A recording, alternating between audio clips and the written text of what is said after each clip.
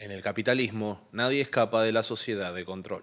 Desde la caída del muro de Berlín y posterior disolución de la Unión de Repúblicas Socialistas Soviéticas, parece haber un cierto consenso mediático y presumiblemente social sobre la acotada forma de abordar cuestiones como la libertad política o la igualdad social, lo cual podríamos considerarlo un contexto deseable, de no ser porque, primero, desde hace más de un siglo existen distintos estudios culturales y mediáticos que reconocen la importancia que tienen los medios de comunicación a la hora de que las personas tomen decisiones. Y después, porque sencillamente no existe tal cosa. ¿En algún momento nos preguntamos hasta qué punto la dinámica mediática contemporánea puede estar produciendo afirmaciones que pretenden ser verdaderas y consensuadas, aunque no lo sean, como un instrumento de persuasión y disciplinamiento de los cuerpos? Hoy vamos a hablar nuevamente de la globalización y los medios de comunicación, pero como una herramienta fundamental para el sostenimiento de la sociedad de control de la que tanto nos hablaron personajes como Michel Foucault, William Burroughs, Gilles Deleuze y Félix Guattari. Les doy la bienvenida una vez más. Esto es Café Kioto.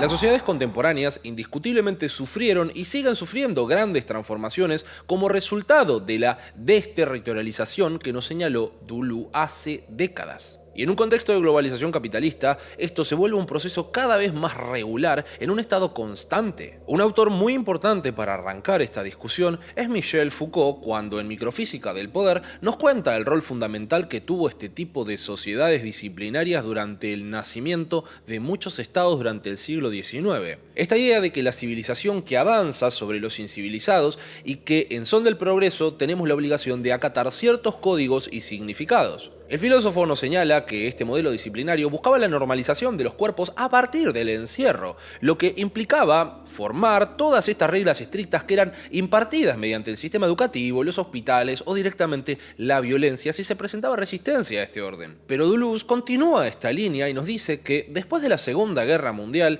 momento en donde una profunda globalización recién alcanzaría algunos territorios, progresivamente cambiaría hacia lo que él llamó sociedad disciplinaria de control, tomando este término del escritor estadounidense William Burroughs. ¿Pero hay alguna diferencia? En primer lugar, esto no quiere decir que lo que señaló Foucault ya no pase o que haya dejado de ser importante la disciplina en sí, sino que el capitalismo ya entró en una órbita de control en donde esa docilidad para con el sistema se consigue directamente a través de la participación ciudadana, a través del consumo. No solo estás consumiendo, sino que obligatoriamente te hacen cómplice de eso para subsistir, por lo que el consenso en torno a la órbita capitalista de consumo se vuelve efectivo. Y retomando la cuestión del papel de los medios, es mediante esta dinámica por la que estos moldean nuestra realidad, haciendo y rehaciendo a su antojo, creando nuevas o retomando viejas formas de interpretar al mundo que nos rodea. Literalmente, ellos tienen la capacidad de simular la imagen de un mundo posible configurando la opinión pública, reforzando prejuicios o creando necesidades o directamente fabricando la forma en que las personas deberían desear su propia existencia. Tienen la capacidad de inferir sobre nuestras pasiones o imaginación a un punto tal como para convencernos de romper unas supuestas cadenas con el fin de poder encadenarnos todavía más y mejor. La democracia está en peligro, necesitamos una intervención extranjera que vuelva a los milicos. Guattari denominó a este mecanismo de servidumbre social en donde ahora el ser humano es maquínico, diferente a lo que entendemos como servidumbre forzada, donde a través de los medios y en la medida en que los espectadores ya no son meros consumidores de mensajes decodificados y autosuficientes, nos volvemos piezas conectadas a sus imágenes. Pasamos a ser parte constitutiva de su enunciado mediático. Y es así como, según los autores, llegamos a uno de los aspectos que mejor ejemplifica la sociedad de control: la transición entre este mundo actual a través de los espacios lisos desterritorializantes en donde anteriormente predominaba la sociedad disciplinaria. Un mundo bajo un capitalismo integrado y globalizado, liso y desterritorializado, en el que el capital es capaz de fluir a una velocidad ilimitada.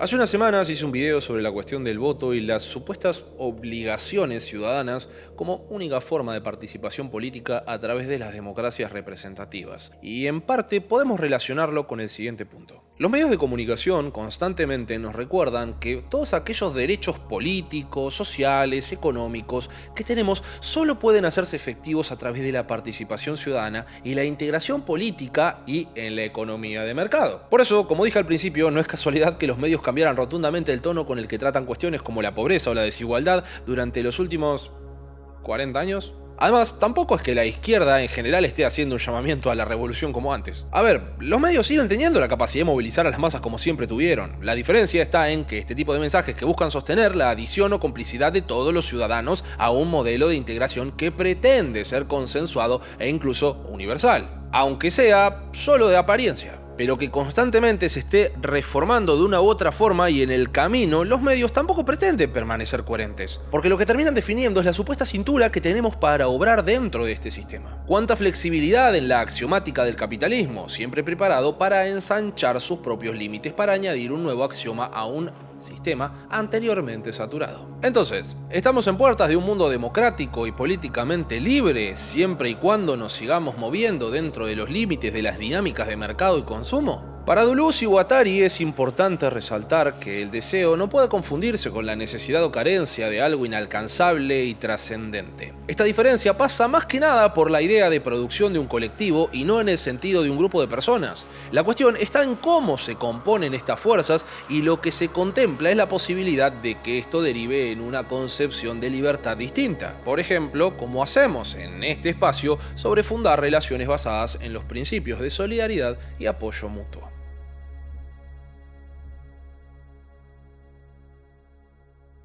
Si tenemos en cuenta esto último, lo mejor que podemos proponer es encontrar estas posibles líneas de fuga desterritorializantes. Partiendo de esta idea, es decir, que cada sujeto pueda ser definido por una lista de afectos y devenires en donde cada uno es la multiplicidad de acontecimientos que no generan diversos afectos en su vida. A partir de ahí vamos a tratar de reconocer paso a paso cuáles afectos atraviesan nuestro cuerpo y qué tipos de composición podemos hacer con los afectos de otros cuerpos. Y entender que ya no vivimos estrictamente bajo los modelos de sociedades disciplinarias que describía Foucault a finales del siglo XIX, ni tampoco son relaciones de dominación y autosumisión. Es una transformación mutua a partir de la relación con el otro, componiendo algo mucho más potente. Ahora, para concluir, vamos a intentar traducir todo lo anterior porque les juro que es complicado hasta para mí. Deleuze y Guattari nos dicen que tenemos que cuidar nuestros devenires y que no nos tenemos que dejar llevar por simples percepciones o recuerdos poco claros, porque es ahí donde se apunta. Si entendemos a la libertad como un proceso que siempre tiene que ser construido y reconstruido,